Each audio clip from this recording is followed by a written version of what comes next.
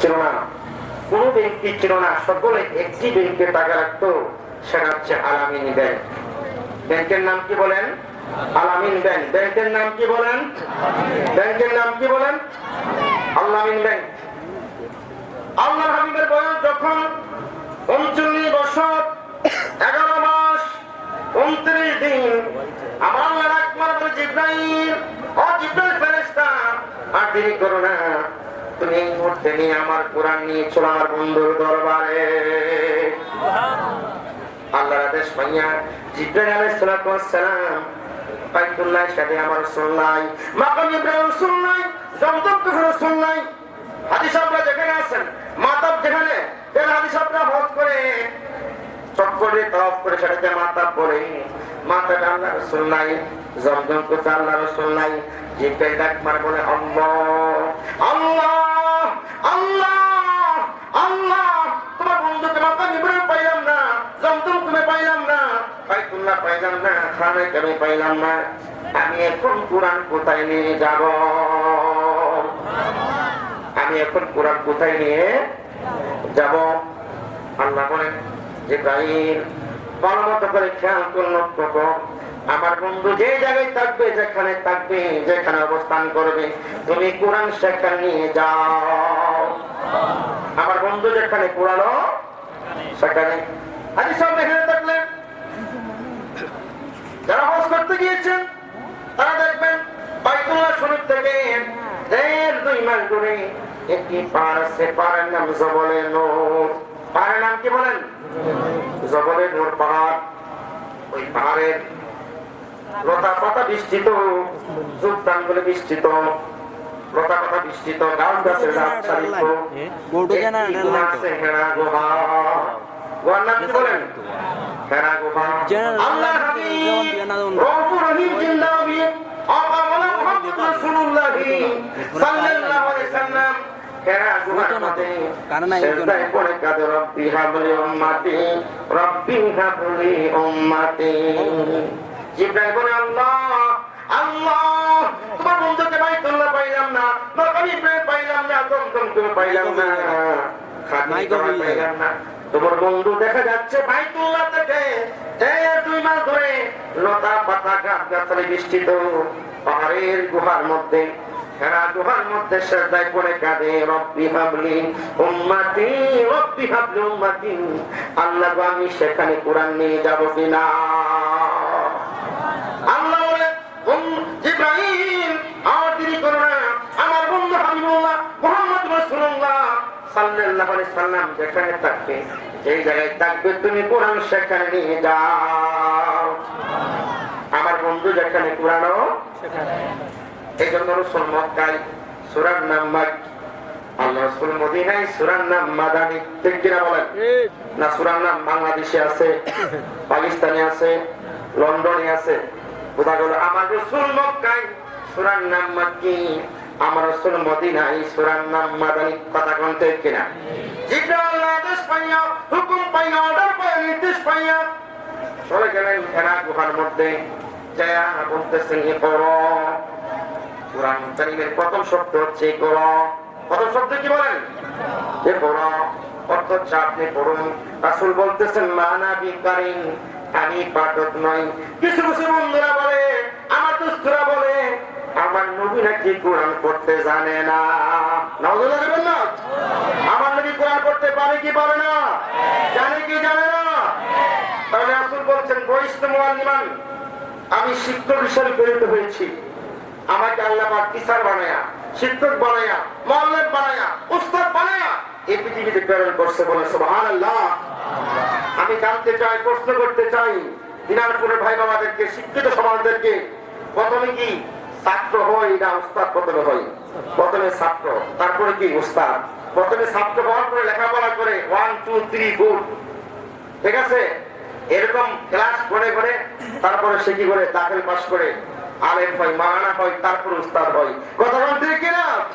তাহলে আল্লাহর হাবিবকে কে কোরআন শিক্ষা দিল? কে কোরআন পড়াইলো? আমরা আল্লাহকে জিজ্ঞেস করব, আল্লাহকে প্রশ্ন করব। সকলে প্রশ্ন করতে রাজি আছেন? বলুন না আল্লাহ। কি আল্লাহর সাথে দুশমনী আছে বাবারা? বলেন না আল্লাহ আল্লাহ কোরআন শিক্ষা দিল, সকলে পড়ুন বিসমিল্লাহির রহমানির রহিম। আর রহমানু আল্লামাল কুরআন। আল্লাহ বলেন, আর রহমান আল্লাহ, দয়ালু আল্লাহ, করুণাময় আল্লাহ, আমার বন্ধু মুহাম্মদকে স্বয়ং কোরআন শিক্ষা দিলাম। আমার নবীর কোনো দোষ নাই, তোদের দোষের অভাব নাই। আমার নবীর কোনো দোষ নাই, তোদের দোষের অভাব নাই। আল্লাহর দোস্ত হাবিবুল্লাহ, আল্লাহর দোস্ত হাবিবুল্লাহ, তুলনা যার নাই। আমার নবীর কোনো দোষ নাই, তোদের দোষের অভাব নাই। আল্লাহর দোস্ত হাবিবুল্লাহ, আল্লাহর দোস্ত হাবিবুল্লাহ, তুলনা যার নাই। আমার নবীর কোনো দোষ নাই, তোদের দোষের দুশ্মনী আর করিস না, আবুদের মার্কা করিস না। কোন মার্কা বলেন? এই আবুদের মাথা খারাপ, নাউজুবিল্লাহ বলেন। কার মাথা খারাপ? কথা বলেন, কার মাথা খারাপ?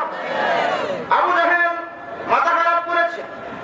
মুহাম্মদকে শেষ করতে হবে, হত্যা করতে হবে, দুনিয়া থেকে বিদায় করে দিতে হবে। কিন্তু মুহাম্মদকে বিশ্বাস করে না, সম্মান করে না, ইজ্জত করে না, তাজিম করে না।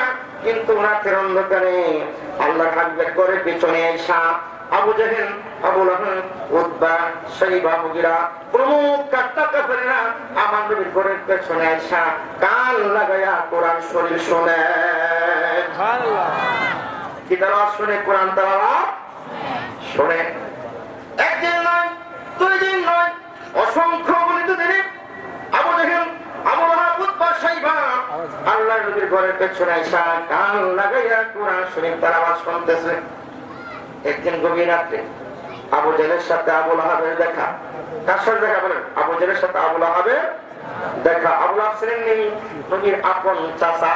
আল্লাহ বলছেন তাব্বাত ইয়াদা আবি লাহাবিন ওয়া তাব।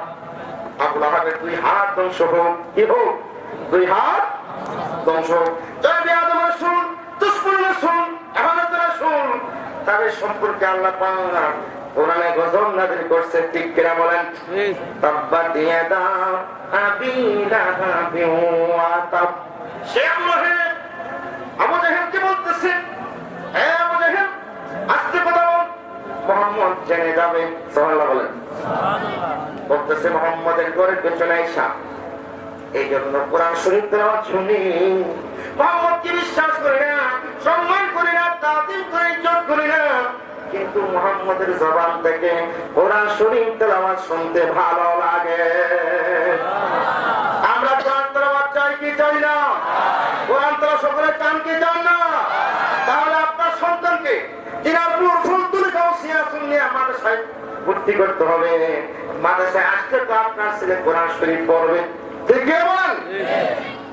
মাদ্রাসা দরকার আছে কিনা বলেন বাবা? আমার ভাই মৌলানা আব্দুল আল্লামা শেখ ফরহাদ সাদুদ্দিন আহমেদ সব প্রিন্সিপাল, তিনি বড় আলেম দিন, আলহামদুলিল্লাহ বলেন। এলাকার বড় আলেম দিন। আমার ভাইয়ের আমার কথা হলো, এই আবু জাহেলের মাথা খারাপ। কার মাথা খারাপ বলেন? আবু জাহেলের মাথা খারাপ। আল্লাহ বলতেছেন ফালা সাদাকা ওয়ালা সাল্লা ওয়ালাকিন কাযাবা ওয়া তাওয়াল্লা। ফালা সাদাকা, তারা আপনাকে বিশ্বাস করে না, ওয়ালা সাল্লা, নামাজে পড়ে না। বোঝা গেল মুনাফিকেরা, কাফেরেরা আমার রাসূলকে বিশ্বাস করে না, নামাজও পড়ে না। আমরা যারা আশিক রাসূল নবীর উম্মত, আমরা রাসূলকে বিশ্বাস করি, নামাজও পড়ি। ঠিক কিনা বলেন? ঠিক। আমরা রাসূলের উম্মত যারা, তারা আমরা রাসূলকে বিশ্বাস করি, সম্মান করি, নামাজও পড়ি। আর কাফেররা কি? রাসূলকে বিশ্বাস করে না, নামাজও পড়ে। ওয়ালা সাদাকা ওয়ালা সাল্লা ওয়ালাকিন কাযাবা ওয়া তাওয়াল্লা। শুধু নামাজ পড়ে না সেটা নয়, তারা আমার রাসূলকে মিথ্যাবাদী সাব্যস্ত করে সেটা নয়, তারা আমার রাসূলকে দেখে মুখ ফেলে। বলে নাউযুবিল্লাহ। আমার ভাই আমার কথা বলার কিছু লোক আছে, দেখবেন নামাজ পড়বে, রোজা রাখবে, হজ করবে, যাকাত দিবে, নবীর নাম শুনলে মুখটা ফিরে কিনে না বলেন? মিলাদুন নবীর কথা শুনলে মুখ ফিরে কিনা বলেন? কারণ আল্লাহ কোরআন বলছে ফালা সাদাকা ওয়ালা সাল্লা ওয়ালাকিন কাযাবা ওয়া তাওয়াল্লা। শেষ নয়, তারা আল্লাহর হাবিবকে মিথ্যাবাদী বলে শেষ নয়, তারা আল্লাহ নবীর নাম শুনলে মুখটা ফিরায় নেই, বলেন নাউযুবিল্লাহ। আবার আমার ভাইরা আমার, আমার ভাইরা আমার, তাহলে আমরা কোরআন শরীফ তেলাওয়াত চাই, কথা কোন ঠিক না? যেহেতু কোরআন শরীফ তেলাওয়াত এটা অত্যন্ত ফজিলতের, অত্যন্ত কি ফজিলতের, যেহেতু আরবের আবুল হাব, আবু জেহেল, উতবা, শাইবা রাসূলকে বিশ্বাস করতো না, সম্মান করতো না, কিন্তু রাসূলের ঘরের পেছনে এসে কোরআন শরীফ তেলাওয়াত শুনতে বলে সুবহানাল্লাহ। শেখ আমার ভাই আমার, আমার বক্তব্য আমি আর দীর্ঘায়িত করছি না, যেটা আমার একটা প্রোগ্রাম আছে আল্লাহ বাজারে, আপনারা দোয়া করবেন, আমি সেখানে যাব, আমিও আপনাদের জন্য দোয়া করবো আল্লাহ পাওয়ার জন্য, সকলে আশাবাসী পূরণ করবো না, আমিন। কিন্তু হুজুর চলে আসছেন, আমি আর দোয়া করবো না, এই বলে আমার বক্তব্য শেষ করছি। আসসালামু আলাইকুম ওয়া রাহমাতুল্লাহি ওয়া বারাকাতুহু। নারে তাকবীর, নারে রিসালাত, আহলে সুন্নাত ওয়াল জামাত, উম্মতের প্রতি আগমন, শুভেচ্ছার স্বাগতম, বিশেষ অতিথির আগমন, মারহাবা। সম্মানিত উপস্থিতি, এক পর্যায়ে আপনাদের সামনে আলোচনা নিয়ে আসছেন আজকের অনুষ্ঠানের সম্মানিত আলোচক, আমাদের হবিগঞ্জের গৌরব হাজী আলিমুল্লাহ মাদ্রাসার সম্মানিত উপাধ্যক্ষ হযরতুল আল্লামা উপাধ্যক্ষ শেখ মুশাহিদ আলী সাহেব মাদ্দাজিল্লাহুল আলী। আমরা অত্যন্ত আনন্দিত আমাদের মধ্যে উপস্থিত হয়েছেন আজকের অনুষ্ঠানের সম্মানিত বিশেষ অতিথি হবিগঞ্জ সরকারি উচ্চ বিদ্যালয়ের সম্মানিত মৌলানা বিশিষ্ট ইসলামী চিন্তাবিদ হযরতুল আল্লামা গোলাম মোস্তফা নবী সাহেব মাদ্দাজিল্লাহুল আলী।